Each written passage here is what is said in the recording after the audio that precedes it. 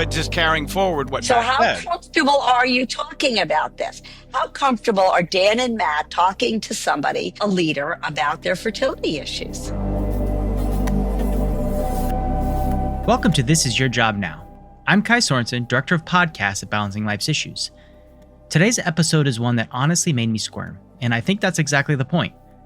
Wendy brings on two longtime friends and respected professionals, Dan Bolger and Matthew Weiller, for a raw, real look at leadership, conflict, and what happens when people bring their whole selves to work, baggage and all. Now, if you're like me, conflict doesn't always feel comfortable, but what you're about to hear is a masterclass in why leaders can't afford to avoid it. You'll hear Wendy peel back layers, gently but firmly, until she and her guests uncover what's really going on beneath the surface. It's about what happens when someone shows up cranky, disengaged, or checked out, and why just do your job is never the full answer. Whether the problem is a hidden medical issue, a fertility struggle, or something at home that's bleeding into the workplace, great leaders don't shy away. They get curious. They pull aside people. They ask the right questions. This conversation is candid, a little uncomfortable, and exactly the kind of dialogue we need more of in every workplace. It's about practicing compassion, curiosity, and accountability all at once. So if you're a leader who wants to learn how to navigate the tough stuff, to really see your people, and never let a good crisis pass you by, this episode is for you. Enjoy. I am here with two amazing people. So first, let me just say the obligatory thank you. Dan, I'm going to give you 4 seconds to go ahead and introduce yourselves to our audience today. Go for it. My name is Dan Bolger, and I am a former foreign policy and development expert, and I now live in the New York area, and delighted to be a part of this podcast. Thank you so much for inviting me, Wendy. And a good buddy is Matt Weiller, who, full disclosure, I grew up with, known him for forever. Little bit of royalty in our home, so I'm always humbled when the Weillers are in the room. So, Matt, go ahead and introduce yourself. Well, my name is Matt Weiller. I am, as Wendy said, originally from Hartsdale, New York, Woodlands class of 79. And I am retired last year after 35 years in the Department of State, still working occasionally as a retiree for the Department of State. Little disclaimer, the views I express here are my own, not those of the Department of State. And that's how we want it. So welcome to This Is Your Job Now. So Dan and Matt, I'm going to let you fight over this first point of view. So in my 30 years, the role of leadership has changed dramatically. And I'm still getting a lot of, it's not my job, that's HR's. I don't want to get involved. I just want to do my job. I just want the organization to be productive. So how are you feeling about leadership today? Quick answer. Who wants to dive in? Dan? I feel, thank you. I feel like there are some unsung heroes with any organization and department. Nice viewpoint. I like the optimism we're bringing in right now. I like the optimism. Right. No, absolutely. But HR, IT, security, and even comms oftentimes get short shrift. And by simply delegating tasks to them, doesn't guarantee or doesn't ensure that the message has been sent clearly or that they're going to be able to fulfill what has been asked. There's got to be a measure of mentoring, coaching, cajoling, and embrace to, I think, really make it. And I think so that okay. That's something that is there's a gap in the current. Okay, so Matt, what do you think?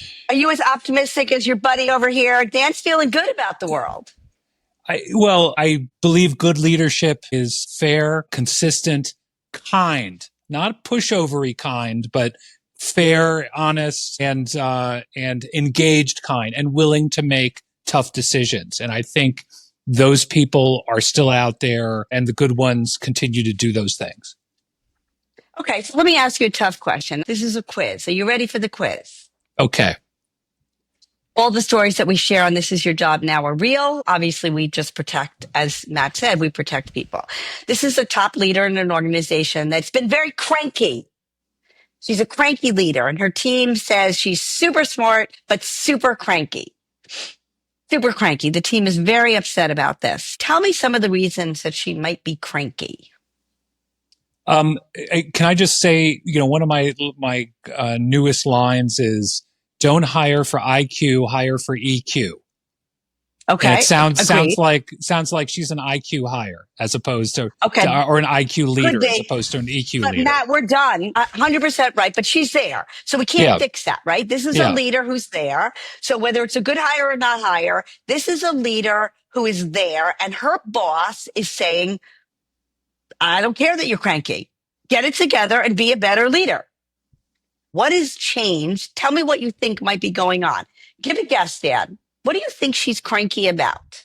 The person may have some semblance of emotional intelligence, right? The EQ, but on that particular time in that moment, they may be going through something personal, right? Okay, like what? Like what? Could be family issues, could be Like what? Kids, a problem with kids. Okay, so talk to me. What are the questions that you think a leader, and I'm going to be judgy here, should ask to find out what's going on? Well, the question should be open and sort of open probes, like, hey, Miss So and So, do you have some time to share? Is there anything we should know about? Be cognizant. Nope. I'm good. I'm good, Dad. I'm all good. I'm all set. I'm all good. Don't worry about me. But by the same In a token, good hear mood, me out. Dan. Hear me out, ma'am, Miss, or Director, Supervisor, Ambassador. Got it. Fill in the blank. There's been some concern on the part of the office politic that, something may be afoot. If there's anything that we need to know, please feel free to reach out. I'm here. Again, take your time. We want to be successful. But Dan, the thing about this podcast is we're going to fantasize for a minute that we're going to go with what Matt said. A kind leader may also think through how they can make it the safest possible way for this person to actually tell their boss, the leader's leader, what could be happening. So what other question? Let's just brainstorm. Matt, what could also be going on with this woman?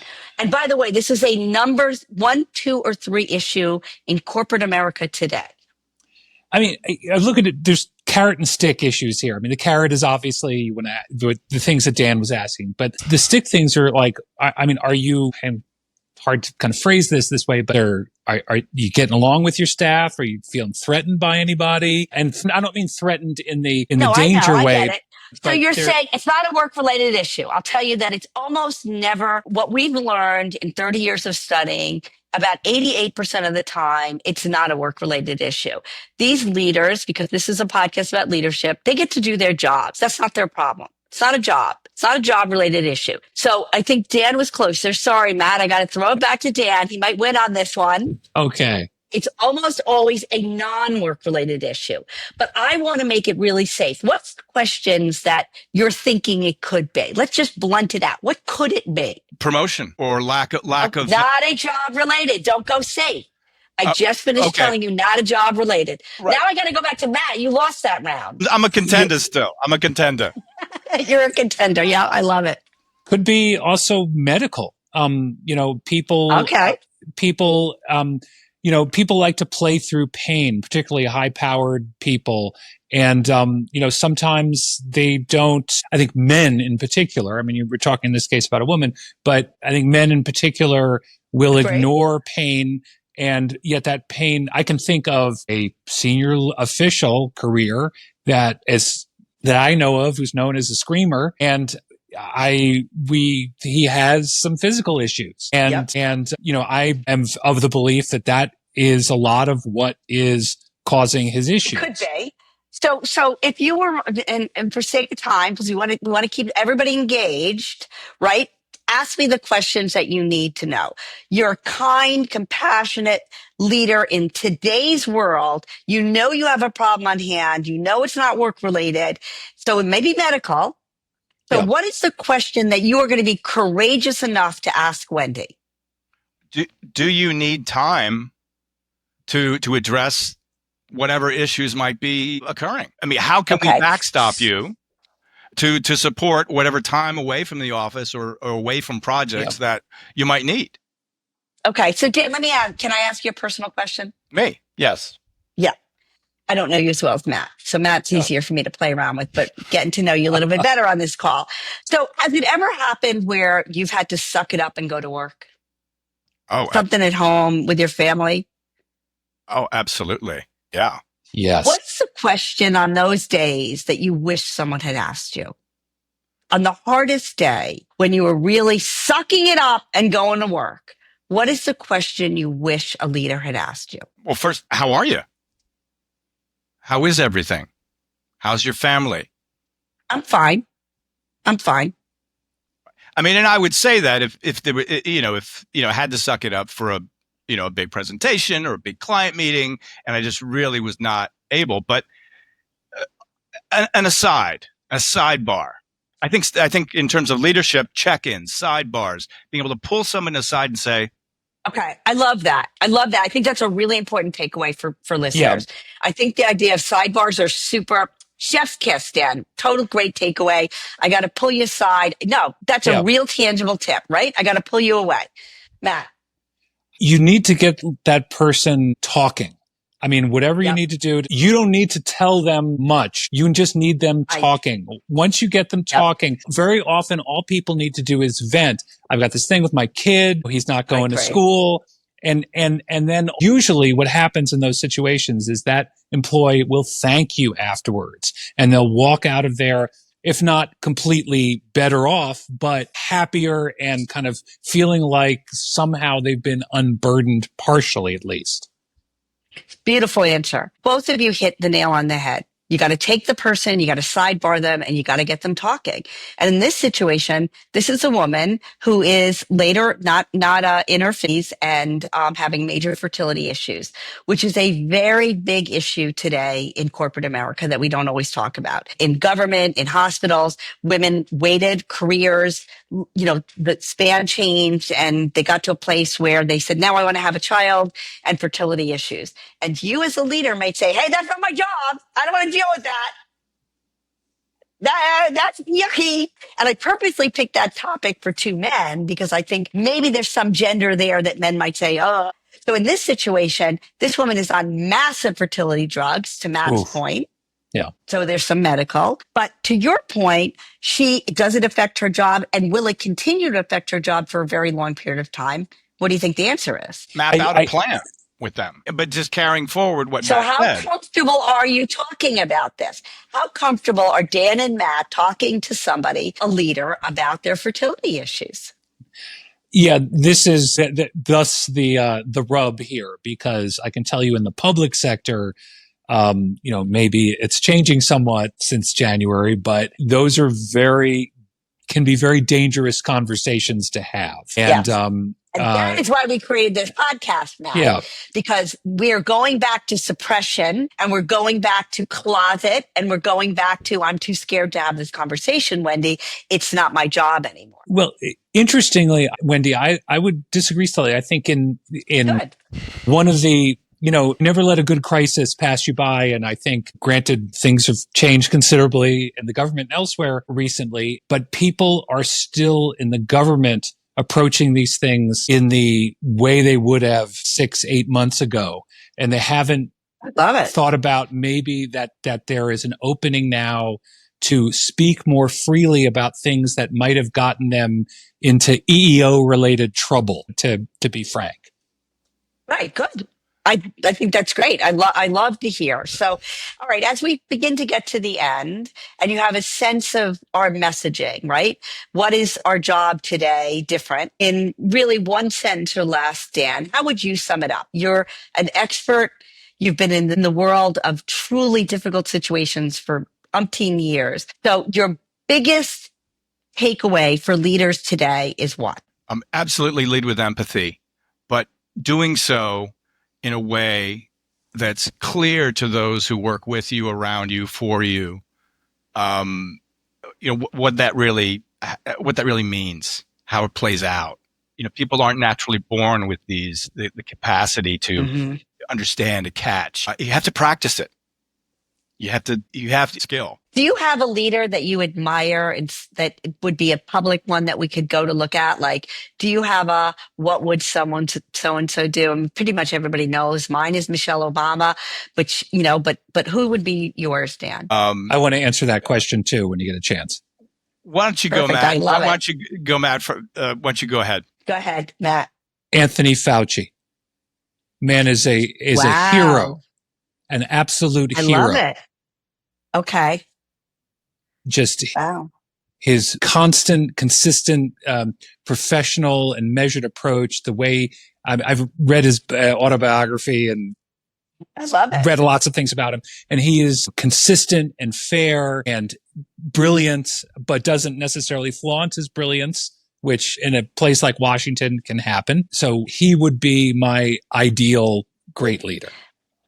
I think my mother would agree with you. So thank you for that one. Yeah. Okay, Dan. I'd say Stanley McChrystal, General McChrystal, because he's brilliant, courageous, incredibly disciplined. But a member of my family actually got to work with him directly and helped him prepare for a TED Talk. He's currently, I believe, still at Yale doing international strategy and competitive strategy that he's parlayed to the corporate sector from his experience in the military. I want to thank you so much for being all over the world, chiming in, sharing decades of experience with us and our listeners today. We never get a chance to talk to people like Dan and Matt. So I really want to take a moment and thank you so much for being on. This is your job now. We're highlighting you. We're really grateful for your time here today. So thank you, Dan, and thank you, Matt. A pleasure. Absolutely. Thank you.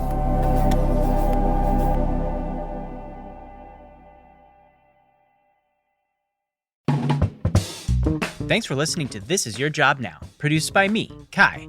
If this episode made you think or made you feel, we hope it also made you realize you don't have to figure this out all alone. Leadership today is about presence, not perfection. To learn more, follow Wendy Wollner on LinkedIn, subscribe to Balancing Life's Issues on YouTube, or stream the podcast wherever you listen. Because if you're leading people, this is your job now.